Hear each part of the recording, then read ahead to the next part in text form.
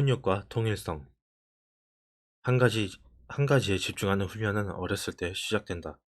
아주 이른 나이부터 아이는 기초적인 생존 본능에 해당하는 여러 감정과 동기들을 자발적으로 질서 있게 배치해 타인과 함께할 협동과 경쟁의 전략을 만들어내기 시작한다.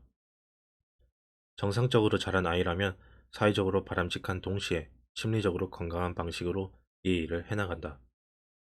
아이의 자발적인 자기 조직화를 본능이 방해할 때 좋은 부모는 아이에게 다가와 문제를 해결해 주거나 스스로 해결하는 법을 가르친다. 이 과정이 어느 정도 완벽하게 이루어지면 아이는 사회에 합류할 준비가 된다. 이 일은 4세쯤에 일어나야 하며 그 시기가 지나면 영영 일어나지 않는다. 4세가 된 아이는 자기 조직화 능력을 충분히 길러 또래들에게 바람직한 친구로 받아들여져야 하는데 그 나이가 되도록 자기 성질대로 짜증을 부리는 아이는 평생 바람직한 친구 관계를 맺기 힘들다. 사회에 받아들여질 정도로 적절한 훈련을 받는 아이는 또래 친구를 만나면서 더 심도 있는 자아 통합 과정을 겪는다. 아이는 다른 아이들과 함께 게임을 하면서 자기 자신을 훈련한다. 아이는 다른 모든 충동보다 게임의 지시사항을 더 중요하게 여기고 그 규칙과 목표에 자발적으로 복종하는 법을 배운다. 그런 놀이를 통해 아이는 사회라는 더 큰 기계에 쓸모있는 부품으로 성장한다. 개인성이 충동적인 만족을 위한 무제한의 선택이라면 이를 개인성의 희생으로 해석할 수도 있다. 하지만 더 높은 차원에서 보면 개인성의 발달이 훨씬 정확한 표현이다. 적절한 기능을 수행하고 잘 통합된 자아를 가진 개인은 현재의 욕구를 미래의 필요와 조화시킬 줄 안다. 이렇게 해서 후기 영하기에 후기 영하기에 듣기 싫은 비명은 아동기의 다채로운 게임에 묻혀 흔들리지 않게 된다. 그런 발달을 통해 아이는 사회에 소속되었다는 안정감과 게임의 즐거움을 모두 만끽한다. 짚고 넘어가야 할 문제가 있다. 이거는 억압이 아니다. 우리는 이 점을 분명히 해야 한다. 사람들이 어떤 일을 선택해서 꾸준히 매달리는 것을 가로막는 요인 중 하나가 그 과정에서 하지 못하게 된 어떤 행동들이 완전히 사라질 거라고 믿기 때문이다. 바로 이런 믿음 때문에 수많은 부모가 대체로 훈련을 시키면 아이가 망가질 거라고, 특히 창의성을 저해할 거라고 두려워한다. 하지만 적절한 교육은 아이를 파괴하는 게 아니라 조직한다. 아이를 협박해 강제로 복종하게 하거나 애초에 잘못을 저지르지 못하게 미리 한계를 두는 것이 학대다. 반면에 부모나 그 밖의 어른들, 그리고 다른 아이들에 의해 적절히 훈련된 아이는 자신의 공격성을 적대시하거나 타도하거나 영구적으로 억제하지 않는다. 또한 절대로 그 공격성을 승화시키거나 다른 어떤 것으로 변화시키지 않는다. 대신에 그 공격성을 갈수록 정교해지는 자신의 놀이 능력에 통합한다. 이렇게 통합된 공격성은 아이의 경쟁력을 자극하고 주의력을 높이고 정신을 발달시킨다. 따라서 사회화가 잘 이루어진 아이라고 해서 공격성이 없는 것이 아니라 공격적인 심리 상태에 고도로 능숙해지는 것이다. 그런 아이는 파괴적인 충동을 집중과 인내와 절제된 경쟁심으로 변화시켜 게임에서 성공한다. 그런 아이가 사춘기에 접어들면 훨씬 복잡한 게임이 가능하다. 이제 아이는 한 번에 한 사람 또는 한 팀만 승리할 수 있지만 참가자 모두가 공동의 목표를 위해 자발적으로 참여하며 그로부터 재미와 이익을 얻는 게임에 합류한다. 개인과 집단 차원에서 발현되는 이 능력이 초기 문명을 건설한 원동력이다. 타인과의 게임에서 아이는 협동, 경제, 승리를 경험한다.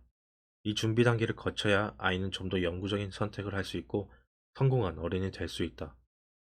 약간의 의구심을 품고 지금 여기서 어떤 게임을 해야 가장 좋은지 논쟁하는 것은 가능한 일이며 합당하다.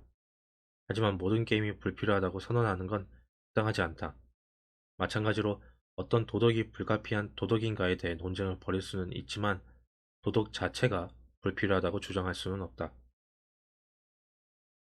지금 이 순간 어떤 게임을 두고 적절한가를 의심하는 건 상대주의가 아니고 맥락을 살펴보는 현명한 일이다. 예를 들어 장례식에서 행복한 모습을 보이는 건 부적절하지만 그렇다고 행복 그 자체가 무가치한 건 아니다. 이와 마찬가지로 도덕이 필수적이고 불가피하다는 말은 전체주의적 주장이 아니다. 이 말은 평화와 조화를 이루고 유지하는 사회에서는 기초적이고 원시적인 1차원의 가치들이 사회적으로 조직화된 구조 아래 포섭되었다는 것을 관찰한 결과일 뿐이다. 서로 싸우던 세력들을 화합시켜 유럽을 문명화한 그리스도교 교리가 대표적이다. 동양도 문명화되고 통합된 곳에서 불교, 유교, 힌두교가 그런 역할을 했을 것이다. 어떤 교리든 존재하지 않았을 리 없다. 게임이 없으면 평화는 오지 않고 혼돈만 계속된다. 게다가 게임이 존재하려면 참가자가 있어야 한다. 이 말은 게임의 규칙이 모두가 받아들일 수 있고 많은 사람이 오랫동안 기꺼이 지킬 만한 제약이어야 한다는 뜻이다. 그런 게임은 이론상으로는 아주 많이 존재할 수도 있지만 실제로는 몇 개만 존재한다. 어쨌든 그리스도교 또는 불교는 자의적인 규칙이나 터무니없는 미신이 결코 아니다. 우리가 참여하는 게임의 규칙이 결코 자의적이거나 터무니없이 미신적이지 않은 것처럼 말이다. 모든 것에 우선하며 사람들이 자발적으로 참여하는 게임 없이 평화가 존재할 수 있다고 생각하는 건 큰 실수다. 분열된 부족주의의 위협은 어디서나 항상 존재하며 우리를 아주 쉽게 파국으로 몰아넣을 수 있다. 일단 사회적 세계의 압력으로 다양한 하위 인격이 통합되었다면 아이는 다른 아이들과 어울릴 수 있다. 그런 뒤 고도로 체계화된 목표, 기술, 규칙을 익혀 직업 세계라는 더 진지한 게임에 참가해야 한다. 나이를 먹으면서 구애의 몸짓도 배워야 한다. 아이는 자신의 인격을 다른 사람의 인격과 통합하여 짝을 이뤄야 하고 그 관계를 사회 안에서 오랫동안 평화롭고 생산적으로 유지하기 위해 노력해야 한다. 이 통합은 심리적, 사회적 차원에서 동시에 이루어지며 연습 기간 동안에는 타인의 온전한 정신에서 도움을 받는다. 이 과정을 충실히 거친 아이는 마침내 사회적으로 세련되고 생산적이고 심리적으로 건강하며 남에게 호의를 베풀고 자녀를 문제없이 양육하는 어른으로 성장한다. 하지만 통합과 사회화는 이것으로 끝이 아니다. 그 이유는 견습 기간에 두 가지 일이 동시에 진행되기 때문이다. 우선 아이가 게임의 규칙을 따라야 하듯이 견습생은 전통, 체계, 도그마에 복종해야 한다. 복종의 바람직한 형태는 다양하게 나타날 수도 있지만 기본적으로 복종은 가부장적 질서를 갖는 수련 제도를 감사한 마음으로 받아들이는 걸 의미한다. 견습 생활은 열과 압력이다. 이 열과 압력의 목표는 미발달된 인격을 하나의 길에 예속시켜 미숙한 초심자를 뛰어난 장인으로 변화시키는 것이다. 하지만 견습 기간을 잘 마치고 장인이 되면 더 이상 도그마에 복종하지 않는다. 오히려 장인이 도그마를 지배한다. 장인은 도그마를 유지할 뿐 아니라 필요할 때는 변화시킬 책임을 떠맡는다. 그래서 한때 예속을 자처했던 장인은 이제 정신을 따르는 새로운 일원이 된다. 바람이 임의로 불매 네가 그 소리는 들어도 어디서 와서 어디로 가는지 알지 못하나니. 이제 장인은 자신의 직감을 따라도 된다. 그동안 수련하면서 얻은 지식을 바탕으로 자신의 생각에서 결함을 찾거나 그 진정한 가치를 평가할 수 있기 때문이다. 장인은 도그마의 토대를 이루는 근본적인 패턴과 원리를 더 분명하게 파악하고 현재의 규칙을 맹목적으로 따르는 대신 그 패턴과 원리에서 영감을 얻는다. 장인은 자신의 인격과 그간 받아온 훈련이 조화롭게 통합되었음을 믿고 직관으로 파악한 근본적인 패턴과 원리를 수정하거나 변경함으로써 한층 더 높은 통합을 이끌어낸다.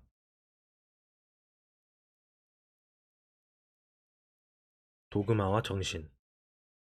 한계를 가르치는 훈육은 게임의 전제 조건이자 통일설 발달의 필수 조건으로 하지 말지니라 라는 금지로 보는 게 도움이 된다. 하지 말아야 할 것을 분명하게 강조하는 규칙들이 정해지면 바람직한 행동들이 수면으로 떠오르기 때문이다. 이 규칙들을 지키는 과정에서 구체적인 성질이나 본질을 지닌 성격이 발달한다.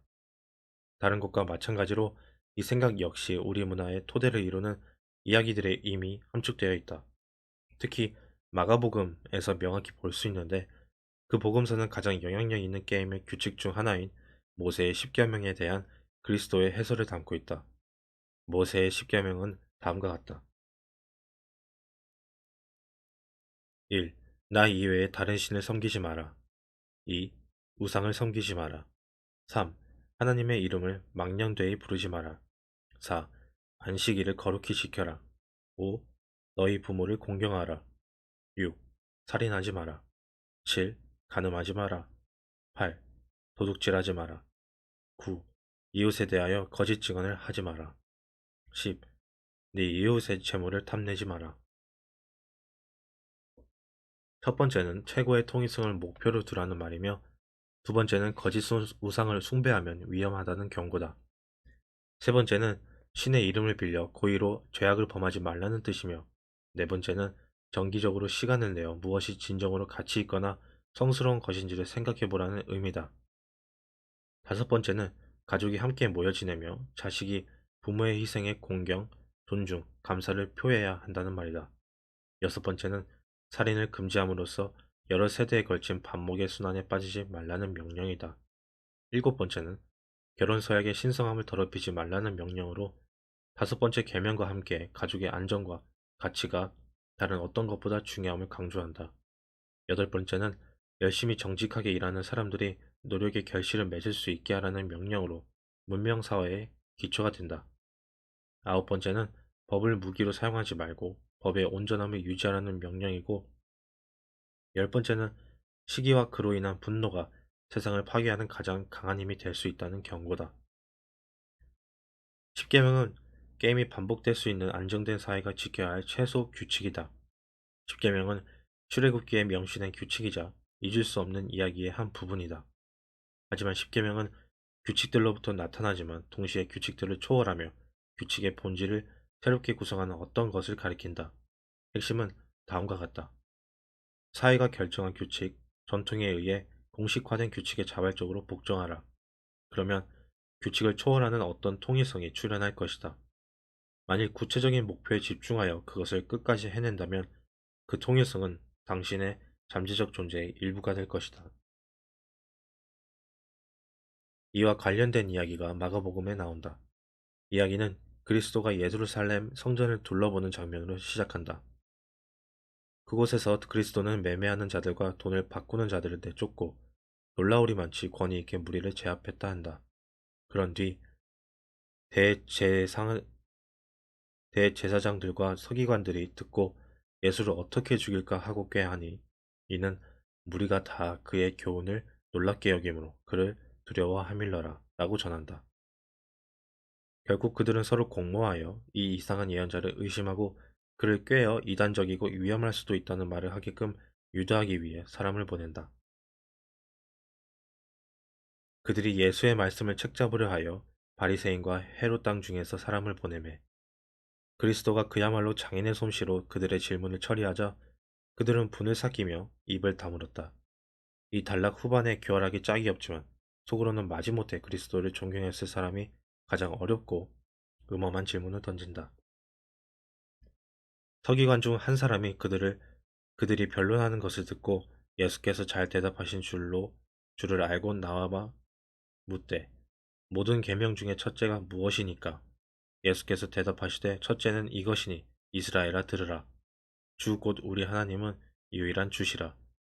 네 마음을 다하고 목숨을 다하고 뜻을 다하고 힘을 다하여 주 너의 하나님을 사랑하라 하신 것이요. 둘째는 이것이니 네 이웃을 네 자신과 같이 사랑하라 하신 것이라. 이보다 더 큰 계명은 없으니라. 서기관이 이르되 선생님이여 옳소이다. 하나님은 한 분이시요 그 외에 다른 이가 없다 하신 말씀이 참이니이다. 또 마음을 다하고 지혜를 다하고 힘을 다하여 하나님을 사랑하는 것과 또 이웃을 자기 자신과 같이 사랑하는 것이 전체로 드리는 모든 번제물과 기타 제물보다 나으니이다. 예수께서 그가 지혜 있게 대답함을 보시고 이르시되 네가 하나님의 나라에서 멀지 않도다 하시니 그 후에 감히 묻는 자가 없더라. 이 모든 것의 의미는 무엇일까? 훈련을 통해 규칙을 익히고 충실히 따름으로써 통합을 이루는 동안 그 사람은 동시에 가장 높은 이상으로 인도되거나 그 이상을 모방한다. 그 이상은 도덕적이라는 말에 공통으로 들어있는 요소이자 모든 규칙을 선하고 정의롭고 필수적으로 만드는 것이다. 그리스도의 답변에 따르면 그 단일한 이상은 철저히 체현된 뒤 자기 자신과 모든 인간을 똑같이 사랑하는 것으로 드러난다. 서양 문화는 유대, 그리스도교에서 발원한 까닭에 이 심오한 드라마에 무의식적으로 기초해 있다. 이 심리학의 관점에서 보면 그리스도는 도그마를 완벽히 숙달한 결과로서 정신이 출현한 존재를 나타낸다. 그 정신은 나중에 도그마가 될 것을 창조하는 힘이자 그런 오래된 전통을 거듭 초월하는 힘이다. 이런 이유로 연습 기간은 걸작의 완성으로 끝이 나는데, 걸작을 창조했다는 것은 필요한 기술을 완전히 습득했을 뿐 아니라 새로운 기술을 창조하는 능력까지 갖췄다는 의미다. 법칙 1. 기존 제도와 창의적 변화를 함부로 깎아내리지 마라에서 살펴보았듯이, 그리스도는 혁신적인 행위를 많이 했지만 복음서들이 묘사하듯 전통의 수호자이기도 했다. 그리스도는 그 자신을 이렇게 설명한다. 내가 율법이나 선지자를 폐하러 온 줄로 생각하지 말라. 폐하러 온 것이 아니요 완전하게 하려 함이라. 세국 새 성경은 더 잘 이해할 수 있게 표현한다. 내가 율법이나 선지자를 폐하러 왔다고 생각하지 마라. 내가 온 것은 그들을 폐하기 위함이 아니라 완전하게 하기 위함이다.